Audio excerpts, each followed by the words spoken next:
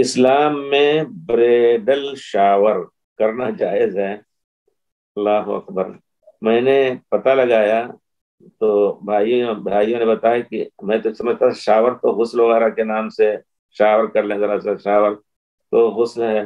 تو ہمارے بزرگ نے بتایا کہ لوگوں میں عادت ہے کہ شادی سے پہلے، لڑکی کی شادی سے پہلے کچھ لوگ، پہلے تو ہوا کرتا تھا کہ گھر کے لوگ مل کر کے اپنے رشتہ داروں کو، خالہ وغیرہ کو ملا کر کے اور پھر دعوت کرتے تھے، اور پھر مہندی وغیرہ کے دن بھی رکھتے تھے کہ فلاں دن مہندی ہے ان کی، اپٹن کا دن ہے.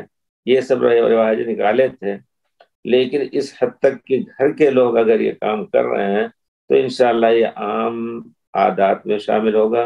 اور عورت کا، لڑکی کا ماں باپ کو سنوارنا یا اچھی شکل میں ان کو کرنا، یہ سنت ہے پیارے رسول کے. حضرت عائشہ کے ساتھ بھی ایسا ہوا، اور باہر کی عورتیں بھی پڑوس کی آ کر کے اس میں شامل ہو سکتی. لیکن اس کے لیے بڑا ہنگامہ اب تو سنا ہے کہ باقاعدہ مرگھاؤ سعودی اور بہت کچھ خرچ کیا جاتا ہے. یہ پورے طور پر کفار جو اس زمانے میں ہیں ان کی یہ ان کا یہ کام ہے اور ان سے مشابہت ہے.